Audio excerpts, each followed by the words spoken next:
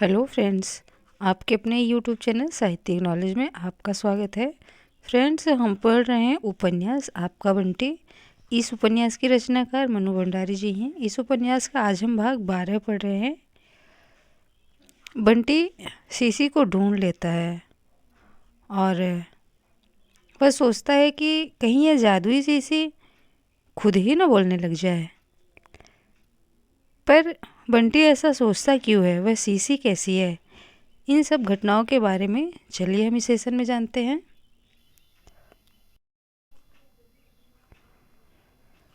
सवेरे देर तक की गहरी नींद भी बंटी के मन से मम्मी और डॉक्टर साहब का नंगापन न उतार सका।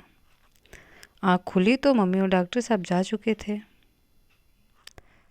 पर नीम अंधेरे में लिपटे हुए।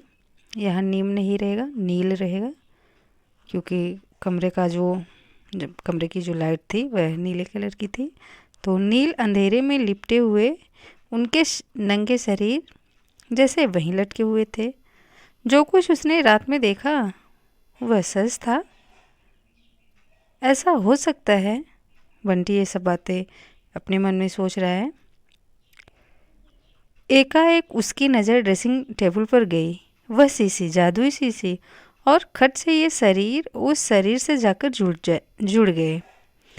उसे अच्छी तरह याद है, कल तो यह सीसी यहाँ नहीं थी, फिर कैसे आ गई, कब आ गई? और बंटी भैया, उसने जो जादू की शीशी सुंघाई तो बस राजकुमार का तो मगज ही फिर गया। वह अपने बाप को नहीं पहचाने, माँ को नहीं पहचाने, और तो और वह अपने को ही नहीं पहचाने। बंटी उछलकर भागा।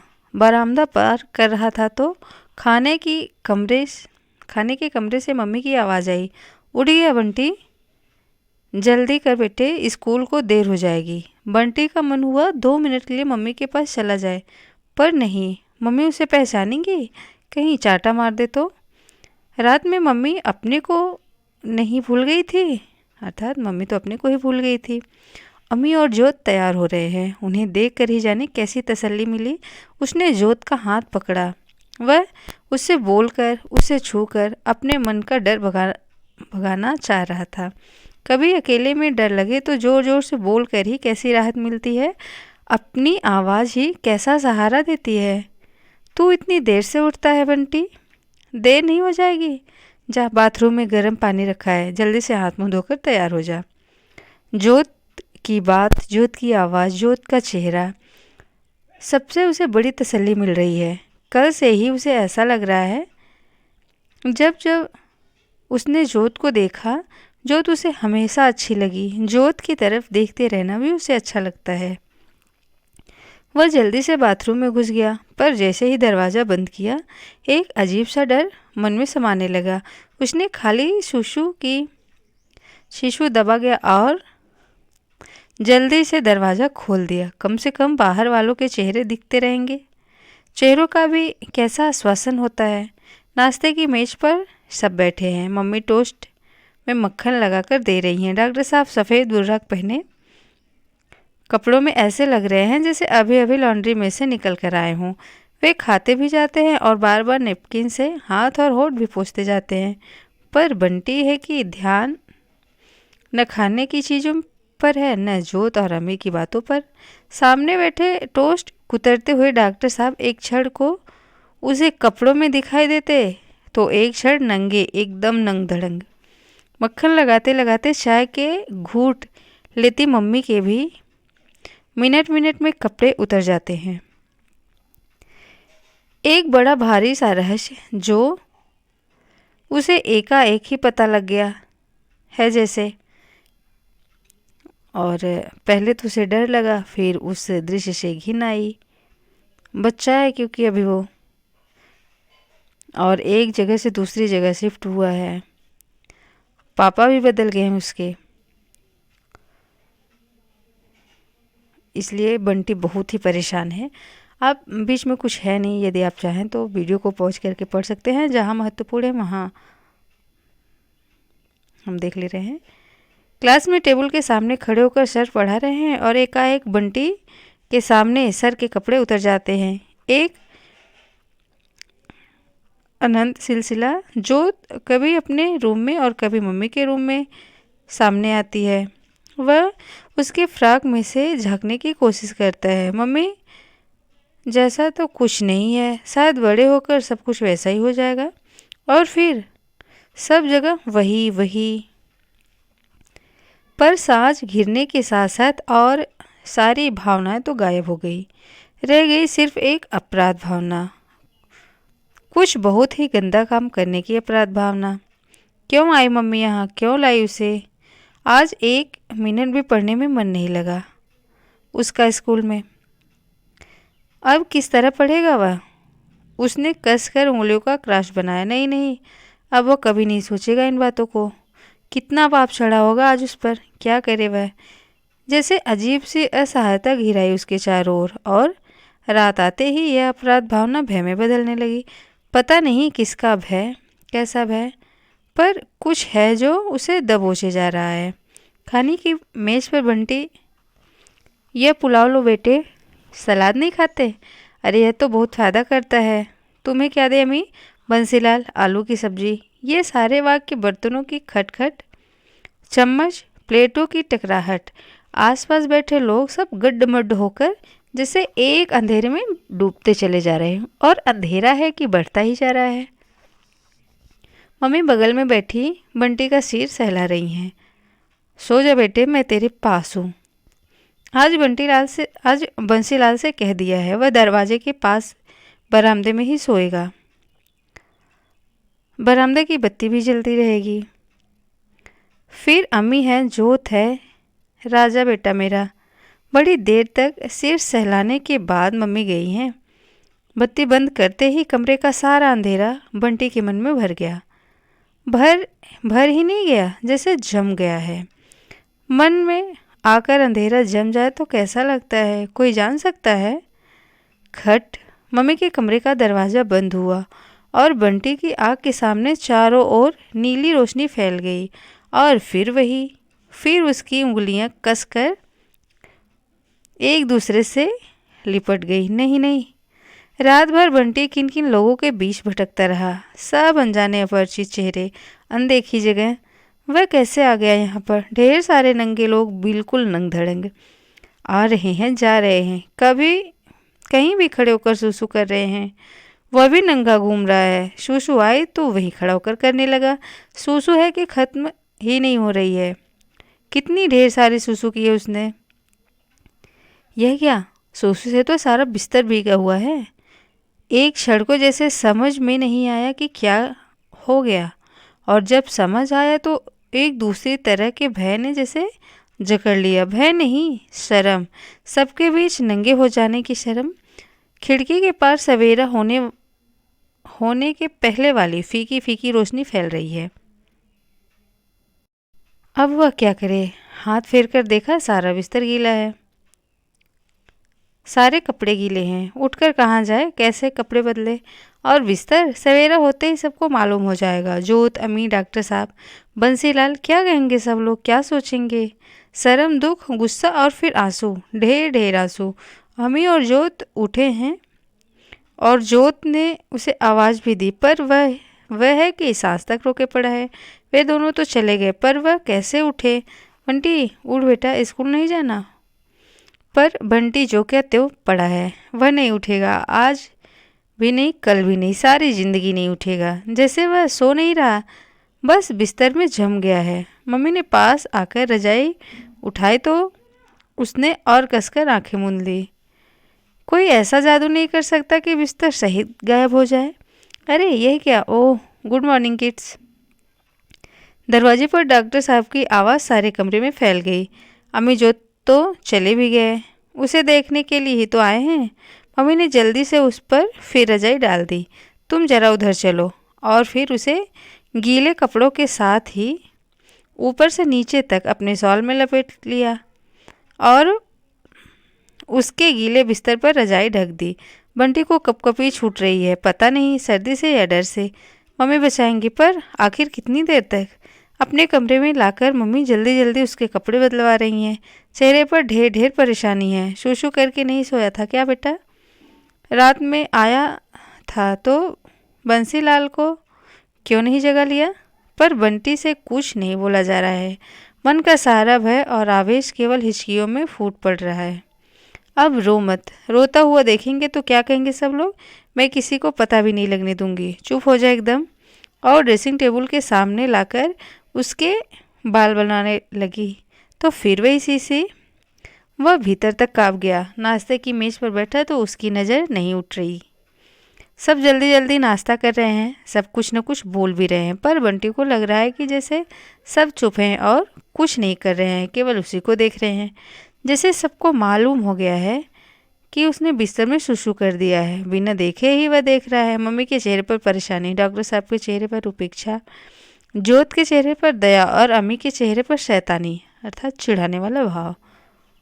टोस्ट सेक सेक कर देता हुआ बंसीलाल मुस्कुरा रहा है कि देखो इतना बड़ा बच्चा। और बस बंटी है जो बेहद बेहद शर्मिंदा, अपनी ही नज़रों में गिरा, सबसे तुच्छ बना। जैसे तैसे दूध के घूंट निकल रहा है, दूध से ज़्यादा आंसू के घूंट निकल रहा है। मम्मी परेशान होकर पूछ रही हैं और हाथ में वही जादुई शीशी जो बिल्कुल खाली है। तुमने शीशी खोली थी जोत? नहीं मम्मी, मैं तो आपके कमरे में गई ही नहीं। अम्मी तुमने खोली? तुमने तो नहीं गिराया बच्चे? नहीं। बिना मम्मी की ओर देखे बड़ी लापरवाही से उसने जवाब दिया। गिराया हो तो बता दो बेटे। गिराया नहीं हो, मान लो गलती से गिर गया हो तो बता दो, मैं कुछ नहीं कहूँगी। नहीं, हमने खोली ही नहीं शीशी, हम क्या सेंट लगाते हैं। बंटी तुमसे गिरा बेटे? नहीं। पर बंटी को खुद लगा जैसे अम्मी की तरह दबंग ढंग से वह नहीं कर सका। और ये मम्मी है कि उसे ही घूरे जा रही हैं। जोत और अम्मी को क्यों नहीं घूरती ऐसे? एक मैं ही तो हूँ फालतू, पर गुस्सा है कि टिक ही नहीं पा रहा है। एक डर है कहीं ये सीसी ही नहीं बोलने लगे। मैं बताती हूँ असली चोर। कल जब पीछे के मैदान में उड़ेल कर ढेर सारी मिट्टी ऊपर से डालकर हाँफता हाँफता वह आया था तो ठीक सिनेमा में देखे कार्टून फिल्म की तरह उस सीसी के हाथ पैर आँख नाक निकल आए थे और वह बड़ी देर तक उसके आगे पीछे नाच रही थी। कमाल है, सारी की सारी शीशी उलट गई और कमरे में कहीं खुशबू का नाम तक नहीं। तुम लोगों ने नहीं गिराई? बंसीलाल ने सफाई करते समय नहीं गिराई। गिरती तो सारा कमरा गमक जाता। कहाँ गया सारा सेंट? यह तो जैसे कोई जादू हो गया। जादू शब्द सुनते ही एक बार ऊपर से नीचे तक फिर से एक सुरसुरी सी दौड़ गई। बंटी ने दोनों हाथों से कसकर कुर्सी पकड़ ली।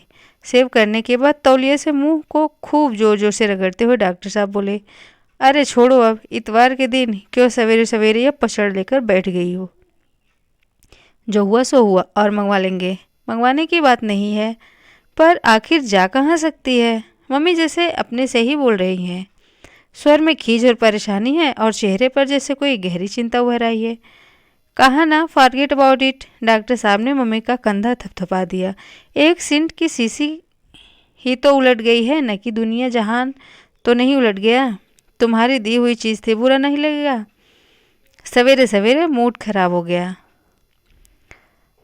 तो इसलिए परेशान हो रही थी मम्मी।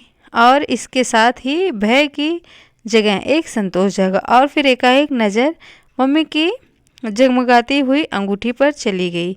यह भी डॉक्टर साहब ने पहनाई थी। शादी का सारा दृश्य फिर आंखों के सामने घूम गया। फिर मन में कहीं कुछ कुलबुलाने लगा। कोठी के दरवाजे में घुसते ही बाईं ओर को 2 कमरे और एक बरामदा है। सवेरे 8 बजे से 12:30 बजे तक डॉक्टर साहब यहीं रोगियों को देखते हैं। बरामदे के खंभे पर परिवार नियोजन का एक बड़ा सा बोर्ड लगा है। डॉक्टर की सलाह मानिए, 2 या 3 बच्चे बस। बंटी बरामदे के एक कोने में बस्ते के ऊपर बैठा हुआ बस की राह देख रहा है। बरामदे की बेंचें रोगियों से भरी हैं। 2 एक जमीन पर भी बैठे हैं। बंटी बड़े कौतूहल से उन्हें देख रहा है। कमरे में डॉक्टर साहब हैं। यहाँ से बंटी को वे भी दिखाई दे रहे हैं। शायद रोगी बारी बारी से अंदर जाते हैं। कैसे देखा जाता है रोगियों को? कैसे पता चल सकता है किसको क्या बीमारी है? नहीं है हालत तो बच्चे पैदा मत करो भाई। इस देश के लोगों को तो 3 भी नहीं, कुल 2 बच्चे पैदा करने चाहिए। खाने की कमी, कपड़े की कमी, जगह की कमी, नौकरियों की कमी। पोपो बंटी बस्ता लेकर भागा, अर्थात बस आ गई। क्यों रे बंटी, तू गाड़ी में क्यों नहीं आता यार? क्यों जाऊंगा गाड़ी में, घर से निकलो और सीधे स्कूल पहुंच जाओ, न किसी से बोल सको न कुछ। बस में कितना मज़ा रहता है, गाड़ी में तो मैं शाम को घूमता हूँ। पर भीतर से कोई बोल रहा है, झूठ झूठ। नहीं बेटे, बच्चे लोग यहाँ सोएंगे। एक कमरा उभरता है और ढह जाता है। फिर एक कमरे में जैसे तैसे ठूसा हुआ सामान, अपने घर का सामान, उदास उदास सा और उतना ही उदास उदास सा बंटी उसे उस सामान के बीच खड़ा दिखाई देता है। कहीं कोई और कुछ न पूछे, इसलिए बंटी बाहर सड़क की ओर देखने लगता है। अचानक फूफी की याद आ गई। झूठ बोलने से भगवान के घर बड़ी कड़ी सजा मिलती है बंटी भैया, चोरी करने से पाप लगता है। वह कितना झूठ बोलने लगा है आजकल, सब गंदे गंदे काम करता है, गंदी गंदी बातें सोचता है। क्या होगा अब उसका? ड्राइंग की क्लास हो रही है, सर ने बोर्ड पर एक बोतल और एक प्लेट प्याला खींच दिया। बनाओ अपनी अपनी नोटबुक पर। क्लास में शोर होने लगा। कोई किसी से रबड़ मांग रहा है तो कोई किसी से शार्पनर। कुछ लड़कों के बीच क्रॉस जीरो वाला खेल शुरू हो गया है। चुप चुप करो, थोड़ी थोड़ी देर बाद सर सारे पीरियड्स तक इसी तरह चिल्लाएंगे। बताओ, तुमने खोली शीशी, तुमने खोली शीशी, तुमने खोली। बोर्ड पर प्लेट प्याले की जगह मम्मी का चेहरा घूमने लगता है। वह क्या समझता नहीं, मम्मी उसी पर शक कर रही हैं।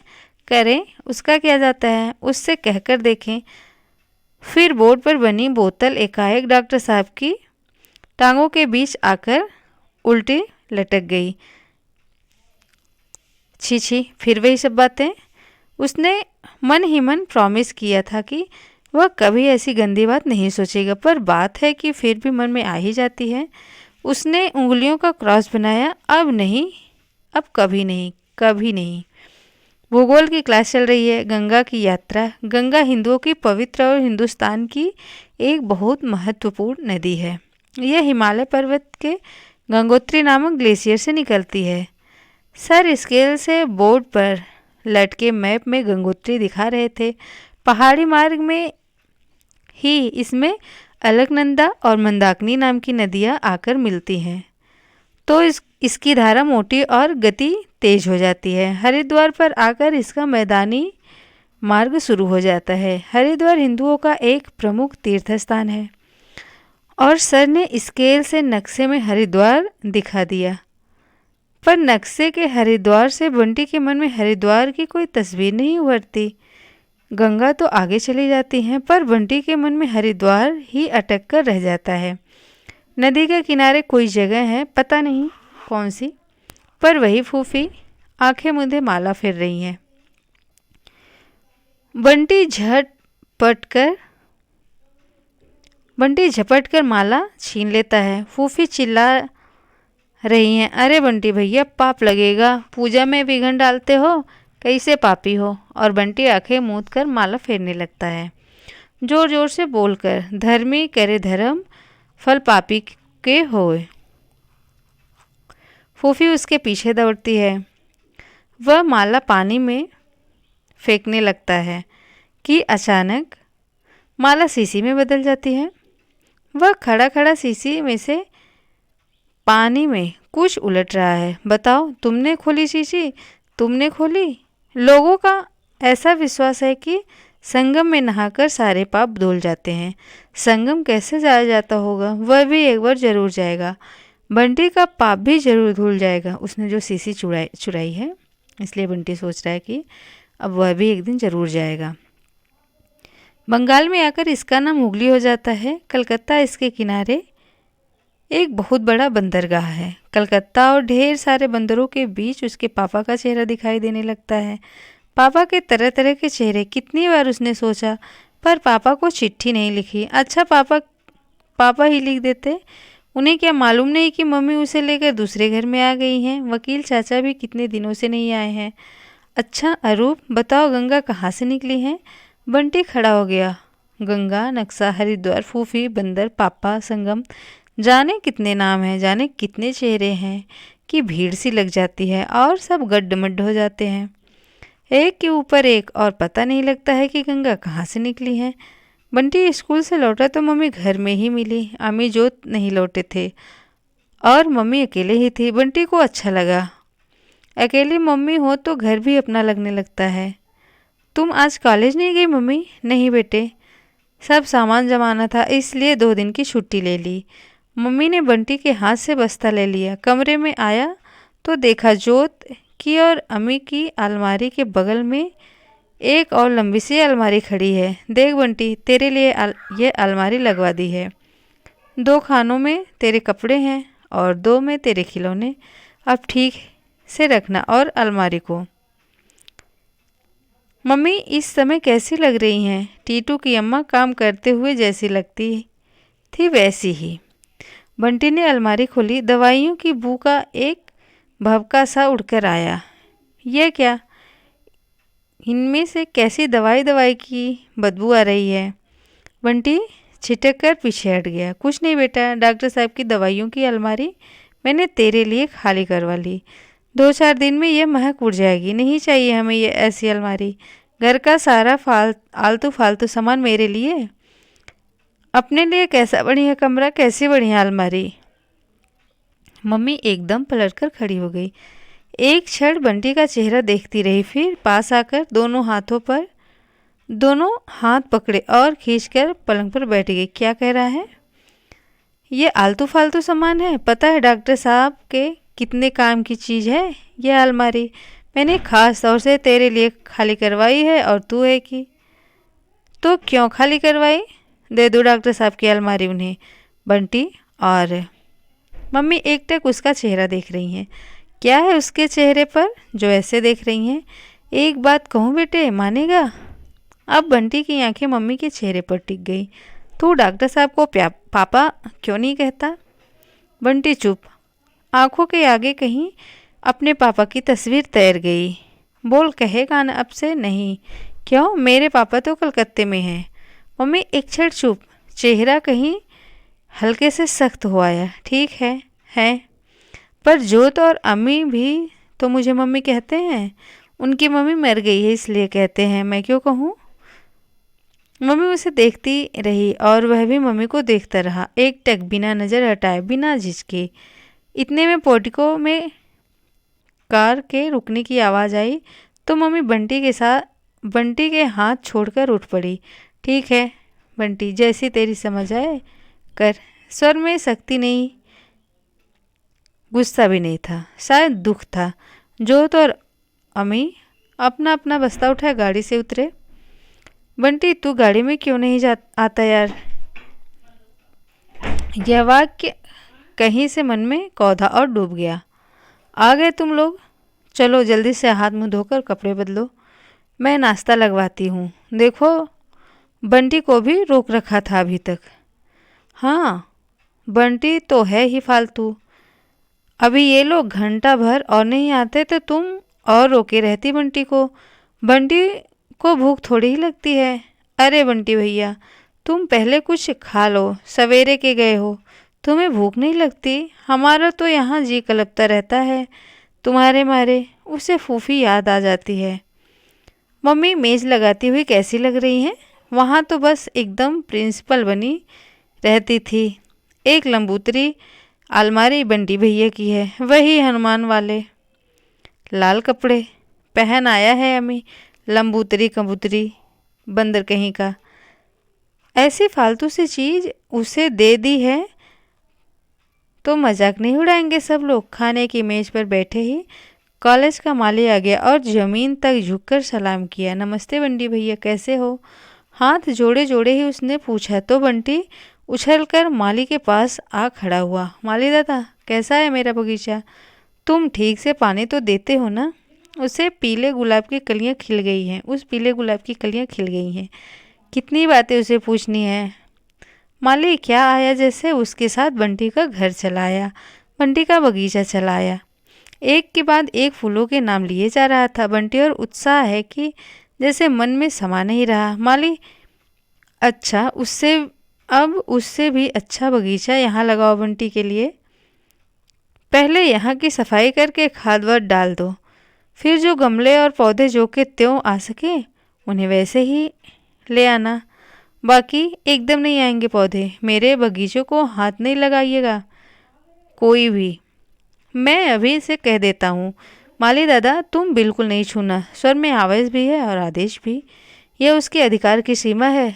तुमने कमरा नहीं दिया, लंबूतरी अलमारी लगा दी। बहुत चाहने पर भी वह जैसे कुछ बोल ही नहीं सका, पर उसका बगीचा है। माली की गिजगिजी आंखों में जैसे कुछ तैरने लगा। इसे बनाया ना तू अपना बगीचा।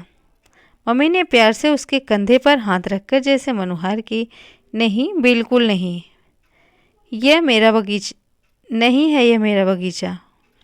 बीज और कलम लगा लगा कर बनाओ अपना बगीचा तो पता लगेगा कैसे बनता है बगीचा। ऐसा ही तो होता है बहू जी, ऐसा ही होता है। अपने बोए सींचे पौधे से ऐसा ही मोह होता है, बिल्कुल संतान जैसा। जहाँ एक बार लगाओ वहाँ से उखाड़ा नहीं जाता। और फिर थरथराते गले से बोला, तुम एक बार आकर देख लेना बंटी भैया, तुम्हारे बगीचों को तो मैं जान से भी ज़्यादा रखता हूँ। बंटी माली के हाथ से झूम गया। माली के हाथ को छूकर लग रहा है जैसे वह अपना बगीचा छू रहा है, उस पर हाथ फेर रहा है। कल परसों वह किसी दिन जरूर जाएगा।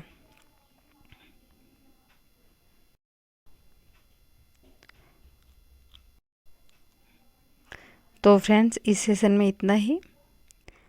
आपका बंटी इस उपन्यास की आगे की घटनाओं को हम अगले सेशन में देखेंगे। Thanks for watching this video.